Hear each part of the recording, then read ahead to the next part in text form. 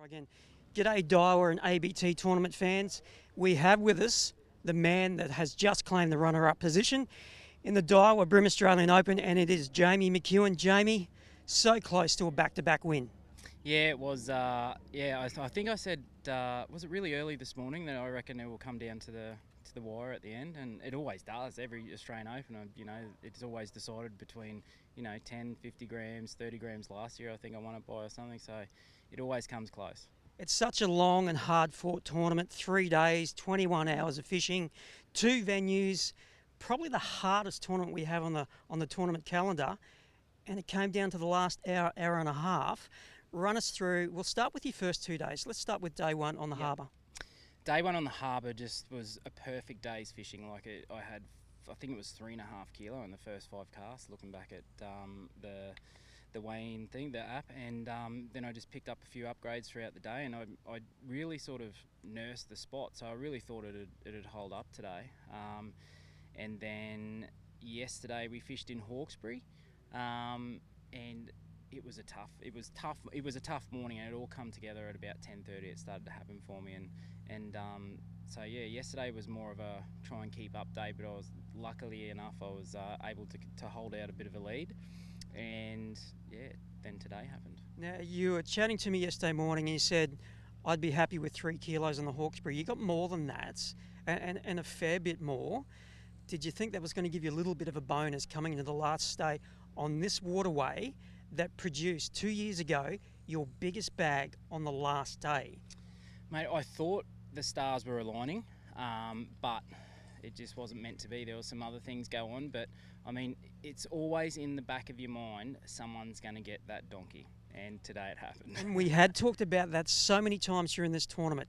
You can't rest easy. No. This place gives 5 and potentially 6 kilo bags, and unfortunately you were the victim of one of those today.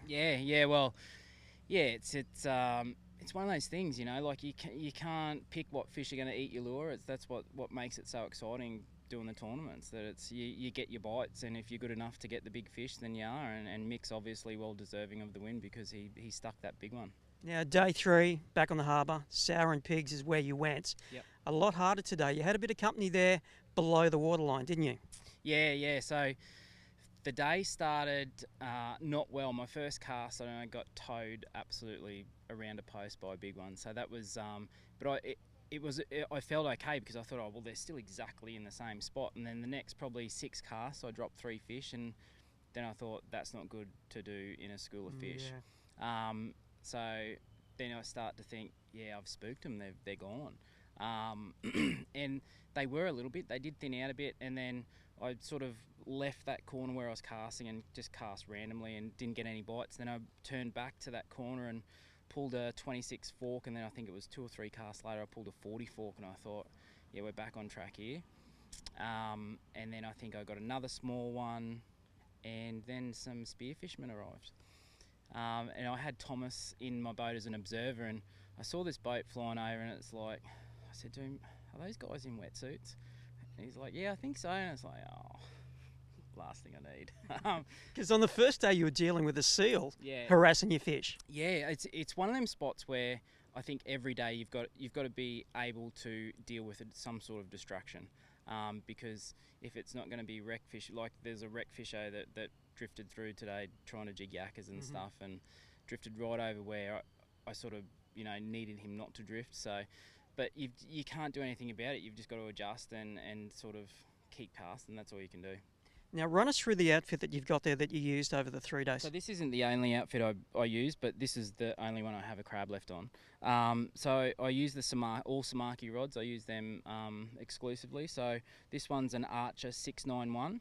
And I was using this one probably more so yesterday because the bite was really finicky, and I didn't have to put any long casts in. So I just sort of flip it forward in up at Hawkesbury and let it get down to the bottom, and the shorter rod and it's a little bit softer, so it doesn't pull the hooks, which it was doing yesterday and today a bit.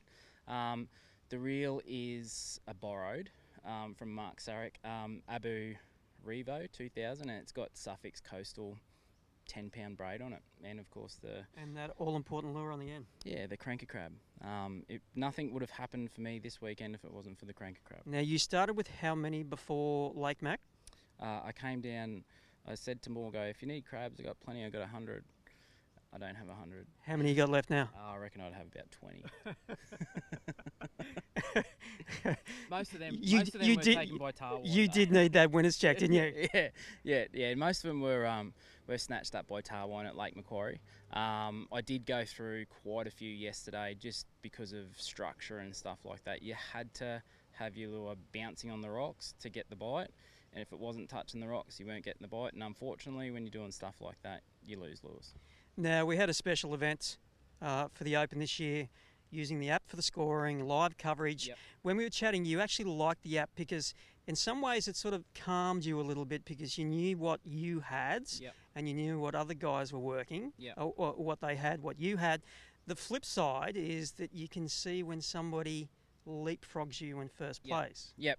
Yeah, so today I didn't have any app really. Like it just wasn't, like I could log fish obviously, but I couldn't see any results. So I spoke to you and Nicole a couple of times, and I think it was yourself that informed me the good news that Mick had taken over at about 12:30. So, but yeah, it did change my my fishing a bit. I guess I didn't really panic, but it's just like you just think, oh, like I've led this thing for 2 days, and to get taken over in the last hour and a half is a little bit disappointing. But you start to think about what you could have done differently and stuff like that. But by then it's too late. I would have rather it had been at 9 o'clock this morning. I would have went chased a bit harder. So well, mate, you've had a great week on the tour. Anybody you'd like to thank for the Open? Yeah, mate, I would love to thank Steersy and Cranker. If it wasn't for that, I'd be walking home with a massive debt, not some winners checks. I would like to thank Samaki for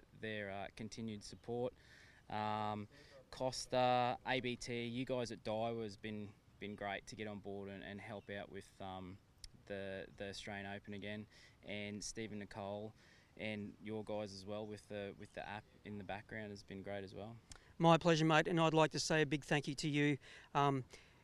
There's a lot of a roller coaster of emotions when you fish these tournaments, and when you lead and you get beat right there at the very end, you have dealt with it with that calm exterior that we expect of you in good grace. So thank you very much and congratulations. Thanks, mate. There we are, folks. Our runner-up from the Daiwa BREAM Australian Open, Jamie McKeown.